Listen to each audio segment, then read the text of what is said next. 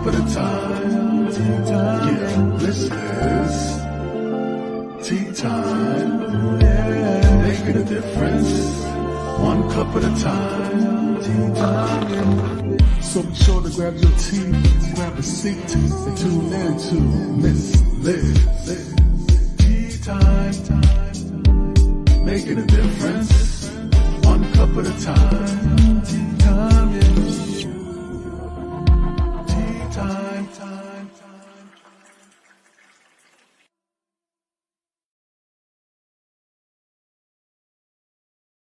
Well, welcome to Tea Time. You know what time that means. It means that Miss Liz is here to tell you another story with some more words and some incredible guests. That's right. We do it different on Tea Time with Miss Liz. We don't serve a beverage, we serve storytelling and words and incredible stories and incredible individuals from across the globe.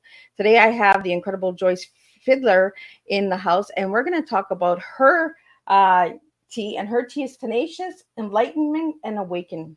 We're going to talk about her incredible book, which I got to read. I got my own copy. So be sure to check that out. We're going to put the links and all of that in the comment section for you to grab your copy as well. But before we get started, we're going to get you over to Miss Liz's YouTube channel. We're going to get you to ring that little doorbell, and then you'll be notified when these tea times are live, or you can watch a replay tea time, which I have over 300 plus interviews with over 67 different countries from all walks of life. And I guarantee that there's one topic on there that will grab your tea and grab your attention. And I encourage everyone to just share these tea times, get them out. If they resonate and you think that it'll help a friend, or it's just a good conversation or a good time to listen to something different, then Miss Liz is a place to check out and share. So let's get started with the disclaimer and the bio, and then we're going to get Joyce in here. And I hope I'm saying her last name right. If not, I'm going to get her to pronounce it for me when I get her out here. Disclaimer for Miss Liz's Tea Time live show. Miss Liz myself is going live using StreamYard. Before leaving a comment, please grant StreamYard permission to see your name at StreamYard.com. Please be advised that the content brought forward for any Tea Time show hosted by myself, Miss Liz, is always brought forward in good faith. However, may bring forth dialogues and opinions that are not representative of my platform. The facts and information are perceived to be accurate at the given time of airing. All Tea Time guests and audience participants are responsible for using their good judgment and taking any action that may relate to the discussion. The content brought forward may include discussions for some where they may be emotionally at risk. It's significant to know that the show is engaging in discussion forums only to offer and inspire awareness and connection, and is not providing therapeutical advice. If you have any questions about the disclaimer or the panelist discussion, you may freely contact me, Miss Liz, through my email at bookingmissliz@gmail.com. Moving forward, should you choose to voluntarily participate in today's show in any aspect, I myself, Miss Liz, welcomes you. And should you decide that the show is not made for you at this time, I respect those wishes, and we'll see you at a later show at a later date and time. And again, all regular tea times are done on a Thursday, 3 p.m. and 7 p.m. If you see it on a Monday, Tuesday, Wednesday, it's a rescheduled, special, or surprise tea time. So today we have a special tea time. We have Joyce Fidler in the house. So a little bit about my guest. Well, Joyce Fidler is a first-time writer whose precious compositions included songs from her 80s new wave band. Her foray into writing comes after a busy life as a co-owner of a record store head shop, singer with a video on MTV to a song she wrote, university communication instructor, secondary special educator, and an actor. She wrote a one-woman show, Evolutions of a Pisces, Baby Boomer, what she staged to full houses 5 times at 3 Los Angeles theaters prior to the COVID pandemic. An army brat who lived in Germany, Japan, and around the US, Joyce and her hot husband lives in Los Angeles, where they recently celebrated 25 years of marriage, a personal best. Her grown daughters, who both survived her lousy parenting, are thriving in LA and in Australia, and their beautiful families. Joyce has a BA from Purdue in speech education and theater, an MS in radio television from Butler, and special education credentials from Cal State Northridge. Let me get Joyce in here and let's spill some tea together. Welcome, Joyce. Hi, so good to be here. Thanks. It is a pleasure to have you here. And we were in the background, we were just talking about a bunch of stuff, and I was like, oops, I got to get ready, got to get going. So, Joyce, let's get started with you. Who was Joyce as a little girl, and who's Joyce now? Well, as you read in my book, my mother said I was a like a live wire from the time I was born, and I think that's a pretty apt description. I've always been hyper energetic. When I taught college, every semester students have to turn in an evaluation form, and inevitably there would be several who would say she's got so much energy. So my nickname is Joyce, like the Energizer Bunny. And so yeah, people refer to me as Joyce, and I think that's pretty much how I came out the gate. So, Joyce, have you changed much as a grown woman? I wouldn't say so. I was When I was in elementary school, I remember I used to out on the playground at recess, I would chase boys around and get them down on the ground and kiss them, or make them kiss me. And then when I was in college, I picked my university. Purdue was I selected it because they had in their student ratio they had 7 men to every woman. And I was like, sign me up. That sounds like a great place to go. And to this day, I'd say I'm pretty boy crazy. I'm really happy that I am married to the man that I am, but I was boy crazy as an adult. And 10 years into my first marriage, I think, again, as you read in the book, I told my husband I wanted to date and promptly met a younger guy who I was crazy about. So I moved him in with us for only the last 6 years of our marriage. Well, what I really liked about your book, and I read your book, and like I told you, I'm going to read it again because it's such an easy read, right? So, what I like is I like a free flowing book. But like I had mentioned to you before we went live, some of the chapters did trigger me, and I'm good with that. You talk about addictions and recovery and stuff as well, which we'll get into a little later in the show. But I just love to talk the book. It reminds me of the 80s. Yes. It reminds me of MTV, and we'll Yes. be talking about that. It reminds me of fun times and Mhm. free falling, like where we had the bell bottom pants and the hippie, and where we were able to say, hey dude, like how you doing, dude, and you know what I mean, like we don't talk like that anymore. But Totally. the book was really an easy read, and I really want to thank you for sending me a personal signed copy as well, Joyce, because I love when my guests and me connect that well, right? Uh, And I can say, you know what, I read the book and I know this author. But I the evolution of a baby boomer. Um, and what I really loved about it is Miss Liz is partnered with babyboomer.org. So we got baby boomers listening to Tea Time. Yay! Awesome. Hey, y'all. So Joyce, can you tell me a little bit about the evolution of a baby boomer? Well, I started writing the book 20 years ago. My mother was going through some health stuff, and I was spending a lot of time at the hospital while she had her treatments. She was going into a hyperbaric oxygenation tank in order to heal some wounds, and I had to be there at 4 or 5 hours at a time. So I just thought, well, what am I doing? I'll just start writing. And then when I married my now husband, he said he saw all these legal pads and he said, "What is all this?" I said, "Oh, I was writing and I thought maybe I'd turn it into a book someday." And he said, "Well, you should do it." And so I took a class. I'm in LA and you can find a class on anything. And so I took a class called How to Write a Memoir. And it was a weekend class. And then and I just kind of followed the script that the teacher gave us, which was quite a simple one. Basically, if any of your listeners, any baby boomers out there thinking about writing your story, I encourage you to do it. And the thing she said is write down I don't remember if it was 10 or 12 most exciting, most interesting things that have happened in your life, because no one wants to read about the dull stuff. you know, they really want to read about the adventures. And so I wrote it, and then I just set it aside, didn't really, develop it into much. Took another, that initial script ended up like 250 pages. And then several years later, I met a woman who was a writer, and she told me about an online class. I took that, and the book shrank down to 150 pages. And then I didn't do anything with it for a long time. And then somebody told me about a one woman show class. And I thought, and I went there and I thought, I'm going to write a one woman show. Because as an actor, you sit around waiting for a job, or you create your own work. And with the technology today, people can shoot their own videos. They can, do so many things.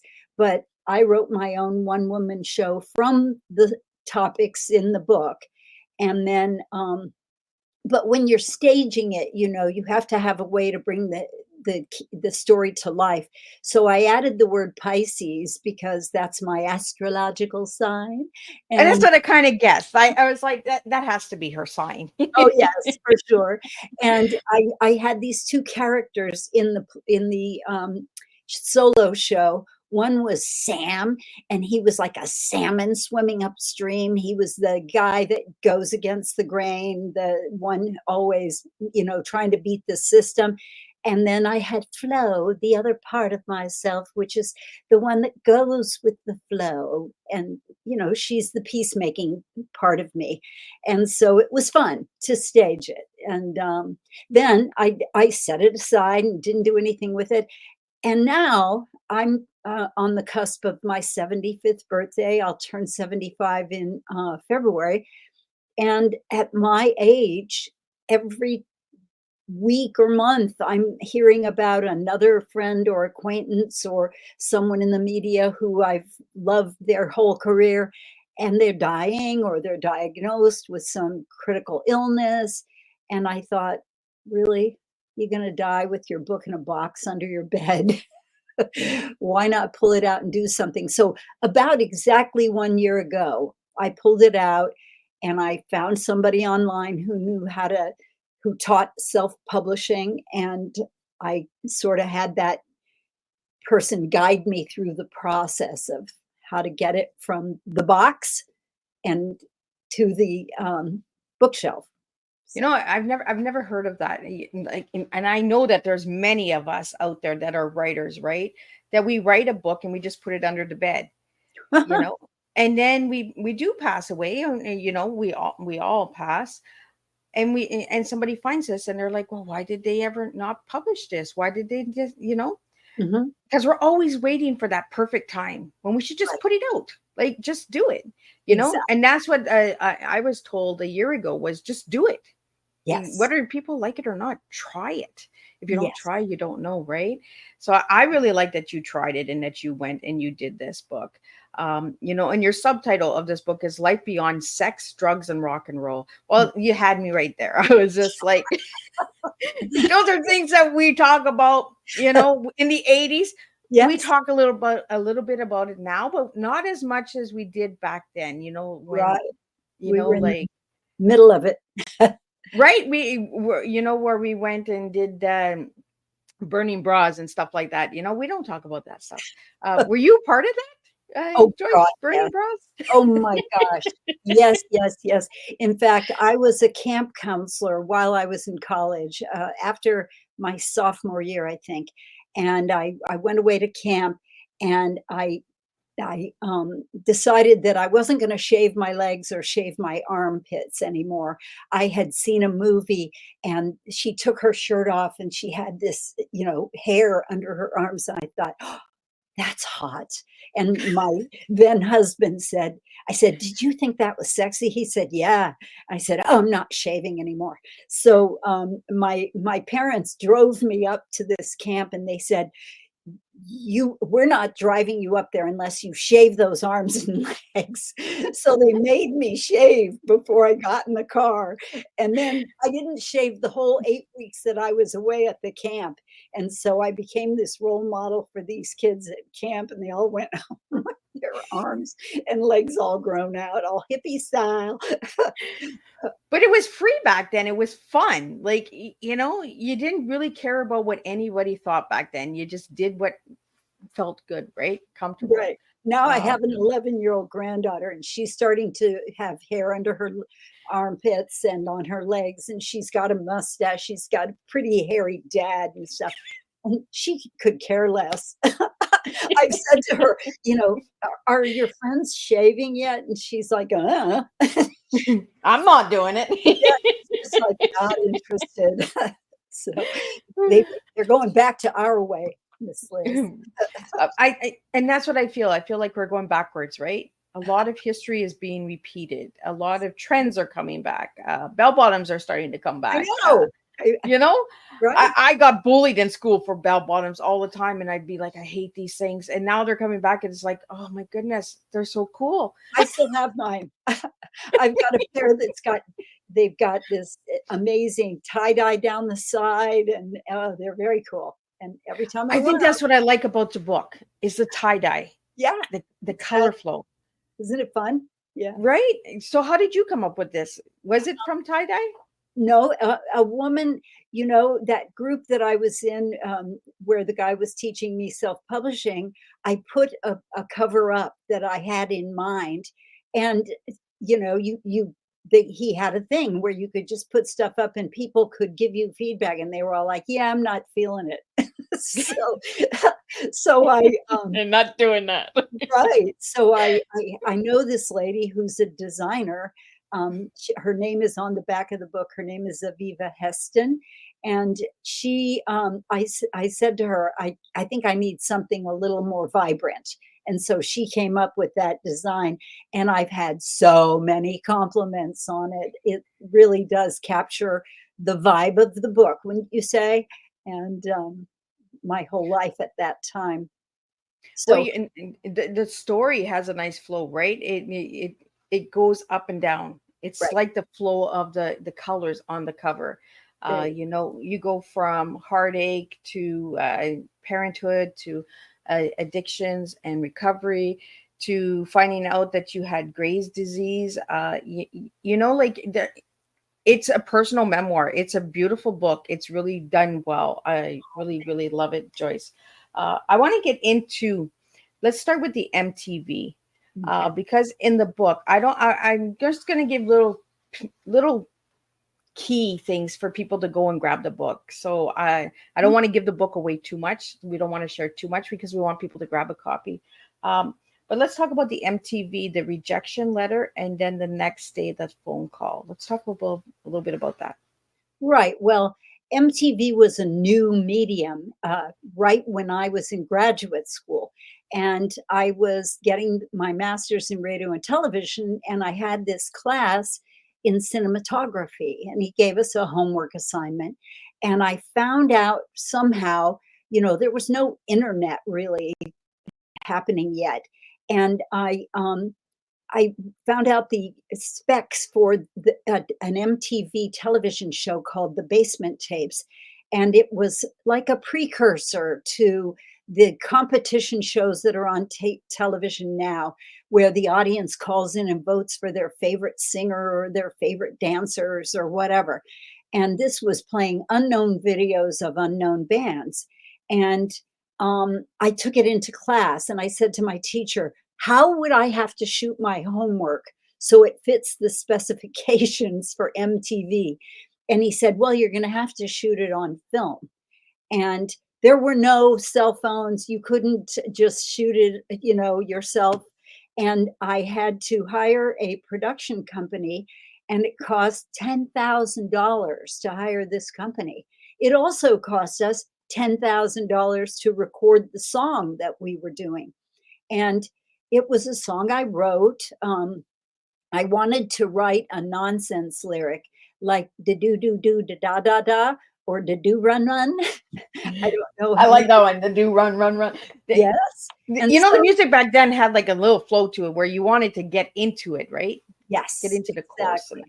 And so I wanted to I wanted to shoot this music video so I could turn it in as my homework. So I'm not sure the guy had ever had a student pay $10,000 to shoot their homework before. But once it was finished, I sent it into MTV and I got the form letter back. And basically it said, don't call us, we'll call you. We'll let you know in 6 weeks if we're going to play it.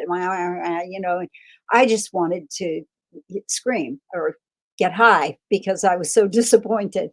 And yeah, the next day I got a FedEx letter, or I got a phone call, and she said, we're going to FedEx the paperwork, have all your band members sign the release, and we're playing your video right away. And so they did.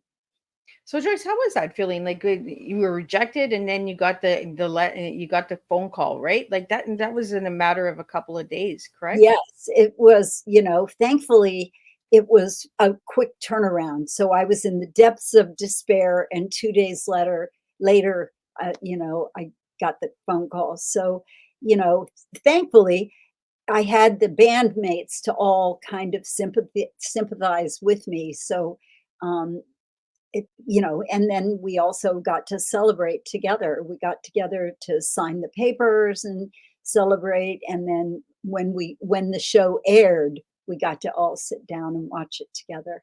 So, Well, the reason that I asked you that is because, you know, it's the up and downs, right? yep, In that field, in film and industry and music and all of that, right? It's the up, the down, the up, the down. No, we're not going to take that song, but we're going to take this song. We're not going to take that film. We're going to do this film, you right. know? Oh yeah, I had it just last week.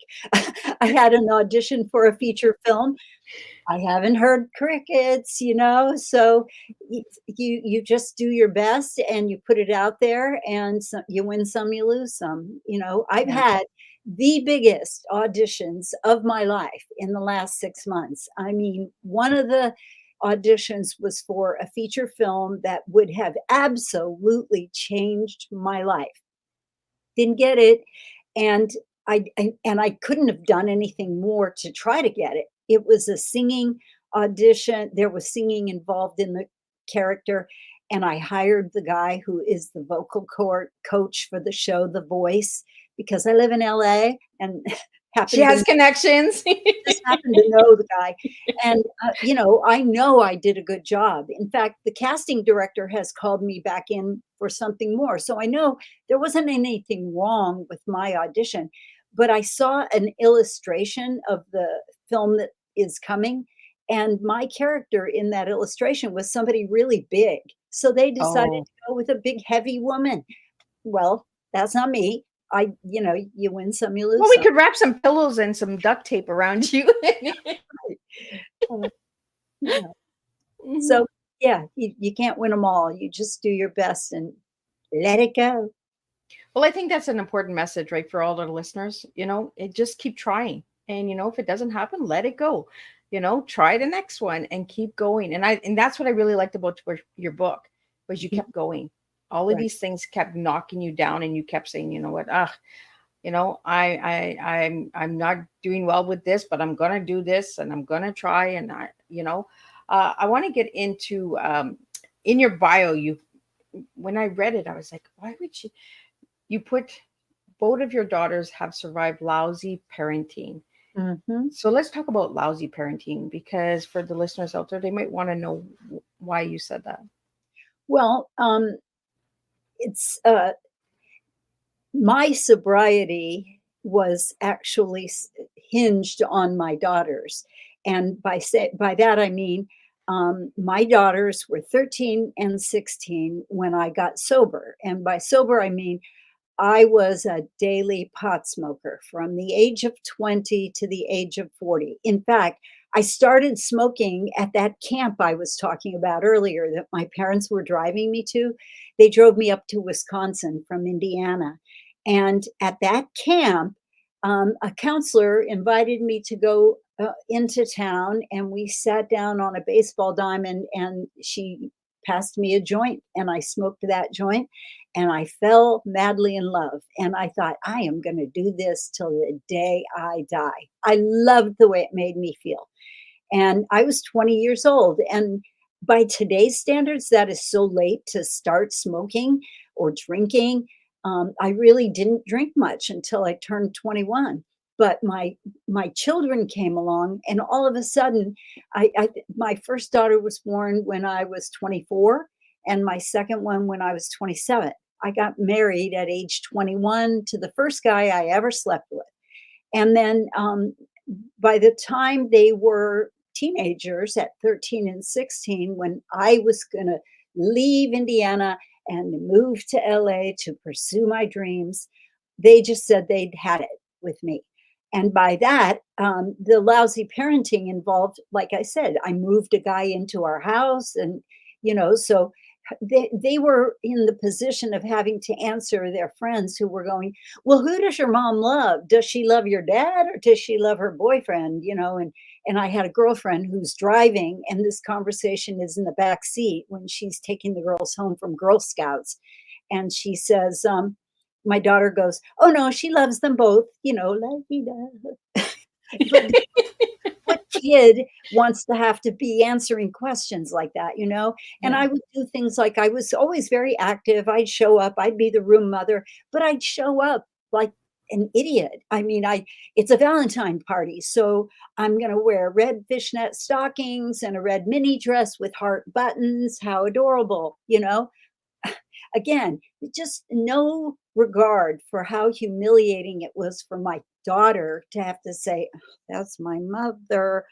Um, so it's that kind of lousy parenting. It's like just being absolutely oblivious to their feelings and how my behavior impacted them. Um, I was on the natch. I'm loud and I'm a screamer. That's how my mother, behaved. Yell at the kids to do their chores or whatever. And so that would be me. I'd be like, "Get this filthy place cleaned up."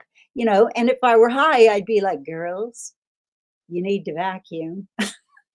And So it was and an up and down, right? It was yeah, what and what then what what are we getting today from mom? right, and then they would go, "She's been smoking."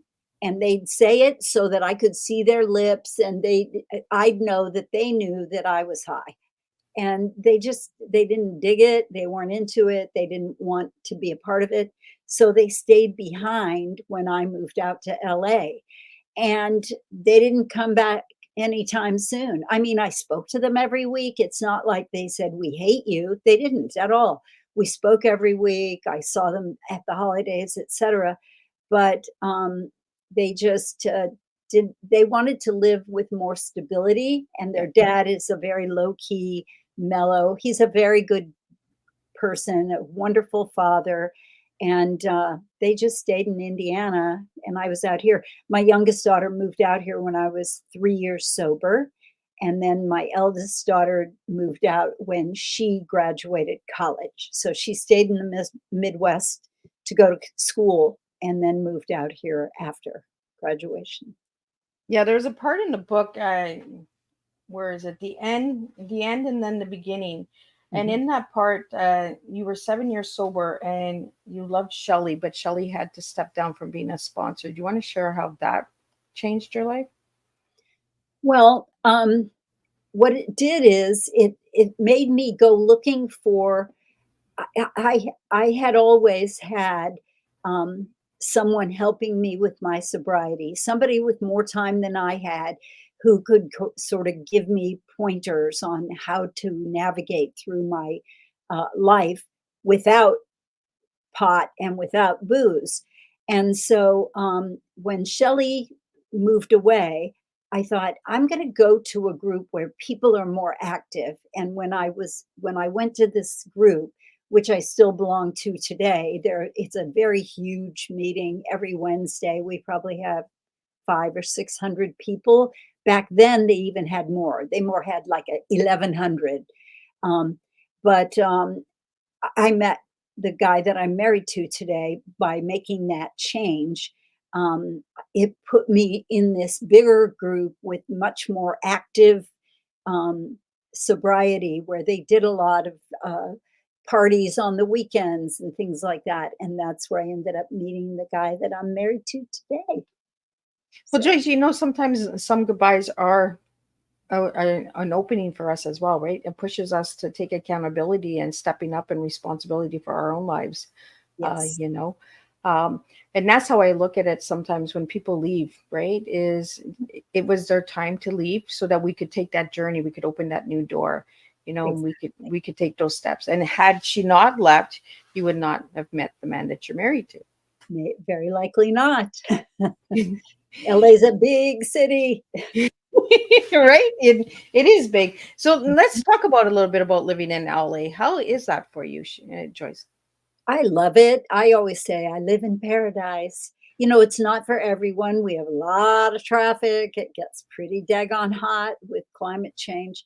But the thing about it is a place where, dreams are possible. And even if, to this day, I'm not a working actor, it's very possible I could become one any minute, and maybe not. But by living here in the heart of the beast, the belly of the beast, as they say, um, anything's possible. I mean, I know people who have achieved so much success in the film and television industry. They are my friends today. um, I don't know them from the business. I know them from other social activities or from them being in recovery alongside me. Um, but it just feels like you're just in touch with greatness. Just like in my band, we had one of our guitar players was and still is Meryl Streep's brother-in-law. Oh, And so his brother is married to her, and he the brother-in-law came to my house and watched one of our rehearsals one time, and then went home and told Meryl that he thought our band was pretty good. So then she came to see our band perform at a club, and who can say that, And I'm not saying Indianapolis is kind of small townish, but yeah. at the end of the calendar year, when the Indianapolis newspaper listed all the cool things that happened that year, Meryl Streep going to see Abstractions at the Hummingbird was one of the things they listed. So it was very cool. Let's talk about the band and how you got the name for the band and how many people were in the band. Well, I had an evolution of bands. I started in a band where one of my employees at my store had a girlfriend who was starting a band, and she was learning to play the drums. And he said, "Hey, they need a singer. You want to go check them out?" And I went there, and they weren't terrific. They were kind of learning, but it was a lot of fun. We had four girls and one guy. The guy played guitar, and then they had a female bass player, female keyboards, drummer, and me. And we, I wanted to get out there and go play, and they wanted to keep rehearsing. And so there was a conflict. So that band fell apart. My next band was called Kicks, and that band opened for the Go-Go's at a little club. We opened for Meatloaf at a bigger club. And then we changed personnel again. And with our newest band, and we ended up with, it was four guys and two girls at the end. And that band became Abstractions. Our favorite band at the time was Elvis Costello, and his Oh, band was Elvis Costello and the Attractions. So it was a bit of an homage to Elvis Costello that we named our band Abstractions. And yeah, we went into the recording studio. First, we recorded a 45, and I went to New York with that 45. And basically, everybody was like, "What? No video?" I was like, "Dude, I got a 45. You know how much work it was to get a 45? Now you want to know where my video is, for God's sakes." So, anyway, then I went home and we sent our record around the country. There was a thing at the time called record pools. I don't know if they exist Oh, today, but there was no internet. So you didn't have an easy way to promote your music. So I sent it around to these record pools who got the record for free, and their obligation was to take it out to a club, play it, and give us feedback on what songs people responded to. And that Wah Wah song was the one that was clearly the favorite. And again, it was a song I wrote. I don't play an instrument, so I wrote it vocally and standing in the shower. I just sang it that's out. where some of the biggest hits are made, in the shower. Yeah, just ask any clean person, they'll tell you. But so, yeah, I came out of the shower and sang it to the guitar player. At that time, we had a female lead guitarist, and she added an intro to it. And so, in the ownership of that Wah Wah song, she and I are the co-writers. And then we shot the video to that. That's really cool. Like, and that's what I mean. Like, your book shares all this incredible stuff. For anybody that would like to grab the book, like, I highly recommend this book. Miss Liz is going to leave her book review, and you'll get to see what Miss Liz feels about the book. Joyce, when you sent me the book, you said it was going to be an easy read, and I was like, oh, okay. Well, a lot of people that send me books tell me that they're easy, and I was just like, oh, please, because as I'm getting older, my eyes are getting weaker, and I'm just like, okay, I can do this. And as soon as I got into it, I liked it because the first chapter is the cha-cha change. And it's almost like music, right? So it's Yeah. always like cha-cha-cha-cha, like, let's dance, right? Well, So it's a David Bowie song. He's got changes, you know. right? It So gets you right away. Like the titles of the chapters and all of that as well grabbed me. And I was like, oh, a lot of them are song titles. oh, well, look at that. I knew Yes, there was music involved somewhere. I was just like, exactly. Yeah. Uh-huh. I was just like, okay.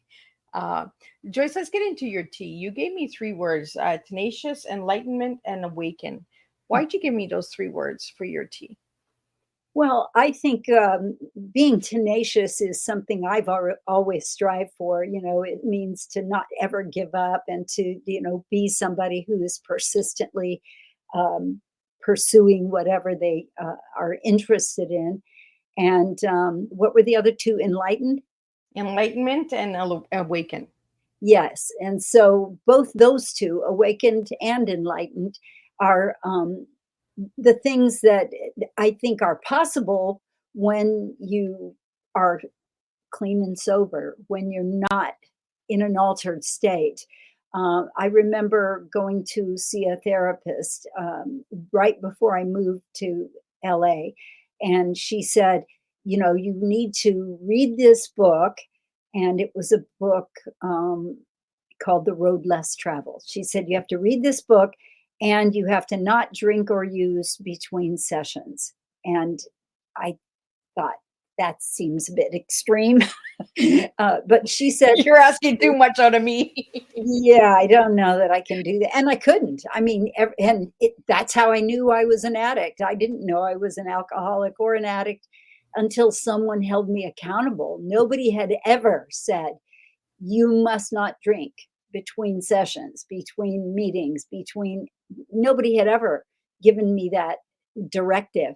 And when I couldn't do it, when I had to every week go back and go, well, I didn't buy any pot. I just smoked other people's weed. Does that count? Or, or I went to a David Bowie concert. How could I not have a beer? Um, then that's how she said, look, the point of therapy is to get to what's real. And you'll never get to what's real if you're in an altered state. And I think you can't be enlightened if you're in an altered state. Yeah. So it's sort of my goal, at this age and has been for the last 34 years to try to be as present for whatever is happening at all times, and it's not that hard to do, although it can be, when you run into those rough spots like aging parents or kids making bad decisions or your, you know, Yeah. friends having trauma. Uh, there are a million reasons why it can be difficult to stay serene, but I think if it's your primary focus each day, then it's easier. So, Yeah. Well, and there was another chapter in your book that really grabbed my attention, and it was in the middle of the book. I'm just looking for it here. New face, new body, new life.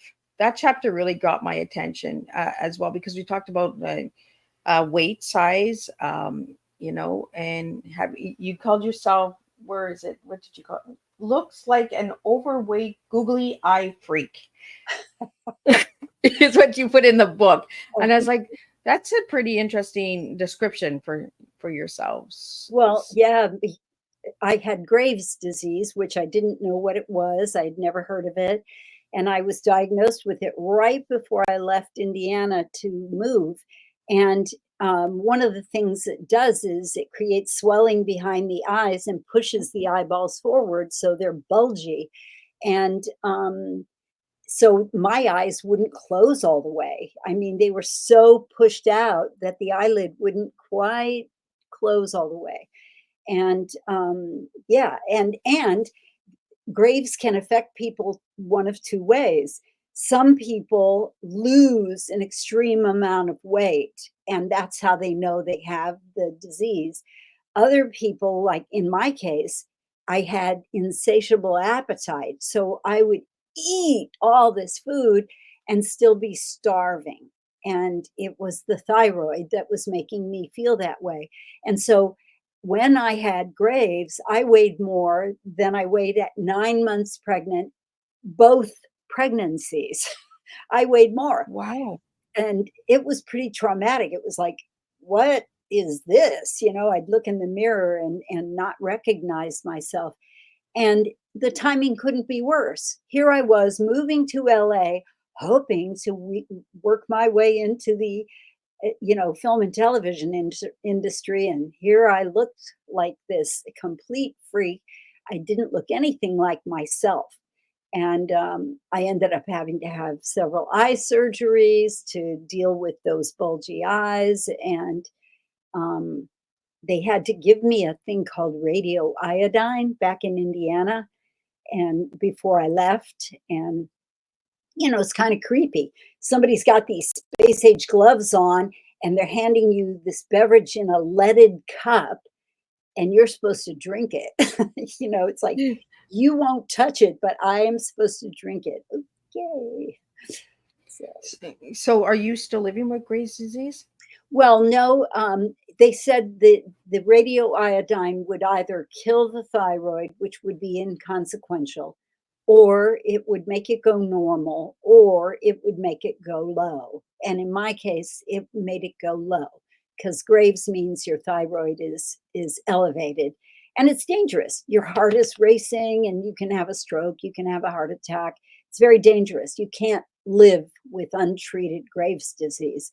So, yeah, mine went low, and I have to take a little tiny thyroid pill every day, and I've been taking them for 35 years. With So, is no, there a certain age when that hits a person? Is it for women, for men? Like, no, it's an autoimmune disease like diabetes. It just, either you have it or you don't. And in my case, my kids and I all have autoimmune issues. We all have our own special one, but yeah, we all do. So I love your attitude with life. With everything that you've been through, like you're that mom that I want to hang out with, right? Like, that's my mom. thanks. Oh, okay. Well, let me go. Let me go hang out with mom. I appreciate that. Thank you. So, Joyce, I want to get into your word, because your word that you gave me was energetic, and we talked about it at the beginning of the show. You Mhm. were the Energizer Bunny. Yeah. So, when you hear that word energetic, what do you think of besides the bunny? Well, I think of, a calendar that is ridiculous. Like last night at 7:30, I had 3 places I was supposed to be. I volunteer with a political group here in the US. We have two major parties, and I'm very active in one of the parties, and I'm on the board. And they had moved their meeting to last night. Then somebody had asked me to be a speaker at a Marijuana Anonymous meeting and talk about my recovery. And I'm also on a committee at my church where I go to a church that has no creed and no dogma, so it's not a a big. It's Unitarian Universalism, and I'm on the worship committee, and all three of those were supposed to meet simultaneously. That's what happens if you're the Energize. I when I tell people how many things I've done in a given day, they just go, I'm exhausted just hearing your list. I mean, because here we are. I was at a meeting at 7 a.m. It's my regular meeting that I go to on Tuesdays where I have a commitment. And then I went from there to my church where we have a houseless drop in center and people come for a free meal. And we've got a clothing closet, and I work in the clothing closet, passing out socks and underwear and, use jeans and t shirts and whatnot. So I was there. Then I came home, did my walk in the neighborhood, took a shower, and now here I am with you. And, in LA, it's not yet 1 o'clock. She's still got another 8 hours of entertainment to do, guys. Right. Yeah. I'm going to be watching a Dodger game tonight. And, just I have a big, full life, which is helpful because if things don't go your way on any given day, you can always just go next. Oh, that didn't work out the way I wanted. Oh well, next. What's next on my agenda? You know what I mean? And and I know people who are 75 who are my age, and they can barely move, or they can barely you know drive, or they have so many things that are hindering them from having a big vibrant life. My husband is 12 years my junior, so he is 62. I am 75. um, I'm 74, excuse me, I'll be 75. But we're having this trip called 100 Years of Life and Love. We've named the trip, which is going to be, we're going for the holidays to Australia and Tasmania. And we're going to be celebrating my upcoming 75th birthday and our 25th wedding anniversary. So, he is a pretty active guy, but I always am more active than he. and, and he's 12 years younger. But, while I did all that stuff today, he was home. He was taking the easy flow before the big flow comes, right? Right. Well, and to be honest, he was sleeping in, but I put clothes in the washer before I left the house for that 7 a.m. meeting. He put them in the dryer and took them out. I ran the dishwasher before I left for that 7 a.m. meeting. When I came home from church volunteering, he had emptied the dishwasher. I had put out the little thing where you boil eggs when I left for my 7 a.m. meeting. When I came home, he had boiled the eggs, peeled them, and put them in the fridge.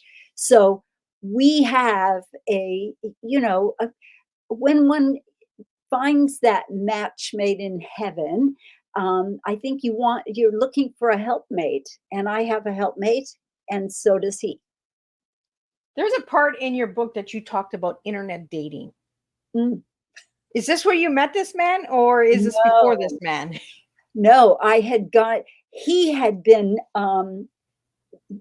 he had been taken too long to get around to asking me out. Like he was flirting with me, and we were talking on a regular basis. We would see each other and he would talk with me, but he never asked for my phone number. He never made any effort to ask me out. And so some girlfriends said, hey, we're getting together on January 1st and we're signing up for internet dating. Do you want to join us? And I was like, yes, I do. This guy, Yeah, in the book it says, yes, I am. yes, I'm signing up. And I thought the idea was neat. I liked the idea of kind of being able to shop for a guy. You know what I mean? So I would be able to put in, I'm looking for this kind of guy. And then if I didn't get any responses, I'd say, okay, how about this kind of guy? And I'd just tweak a few descriptors and then some names would pop up. And I thought it was fun.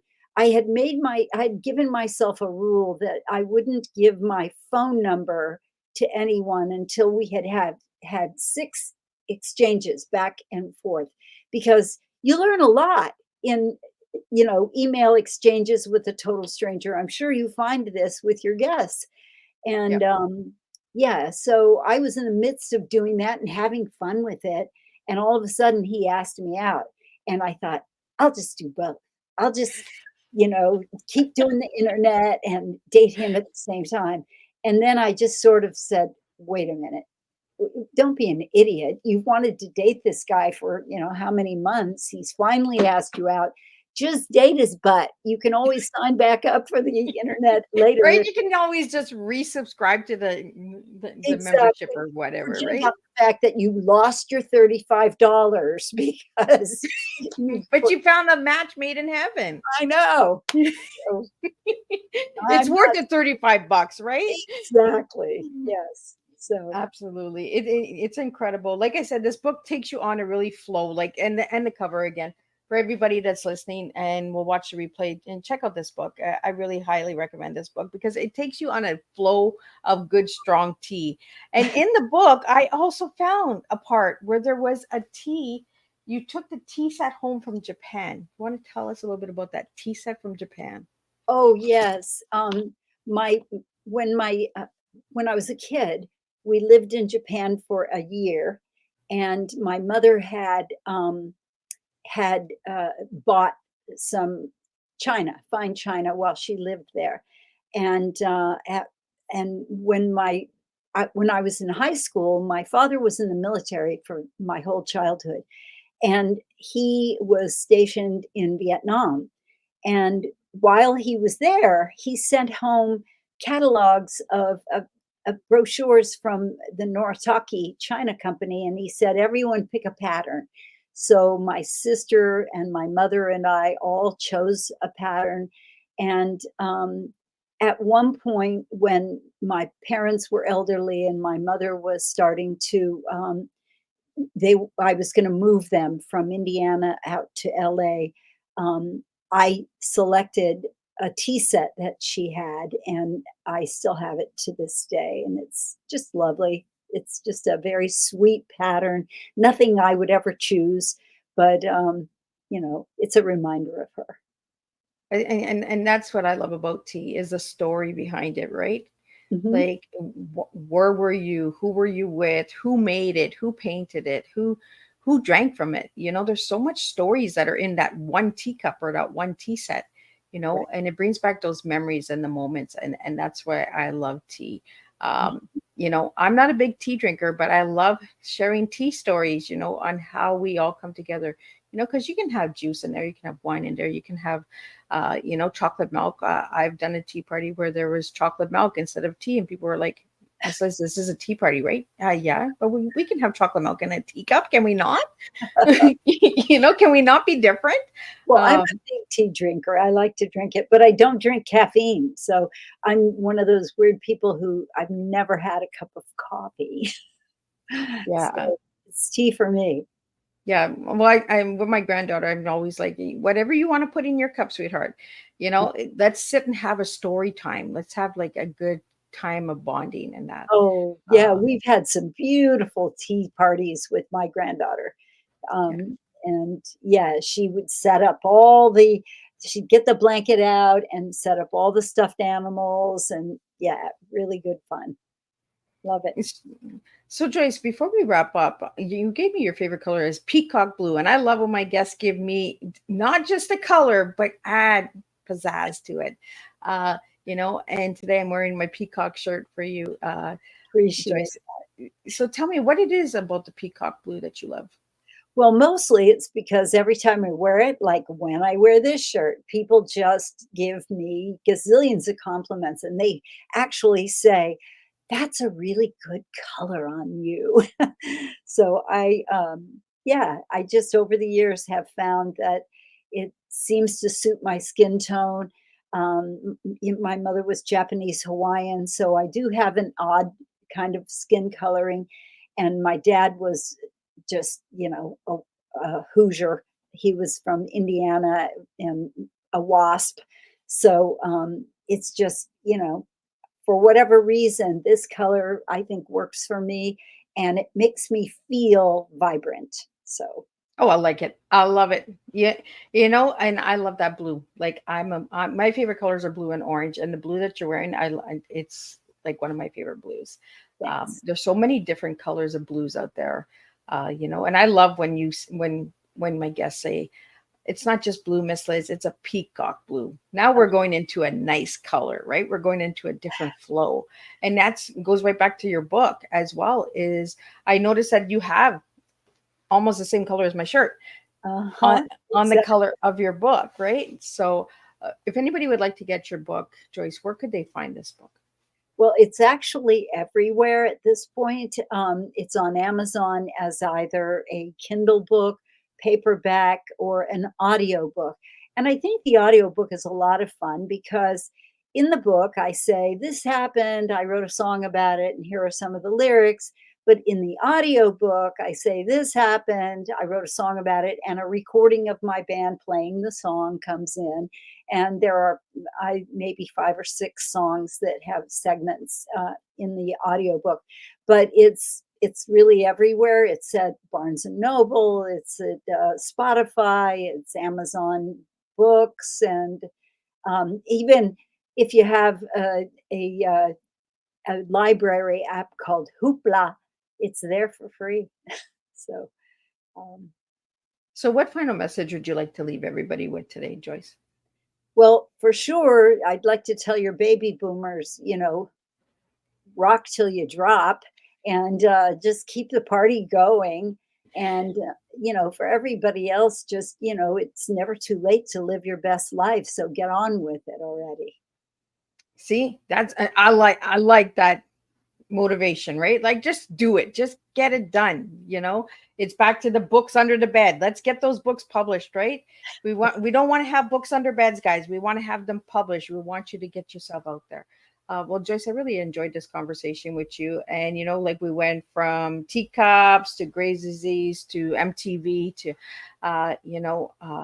colors, all of that. We really went with the flow.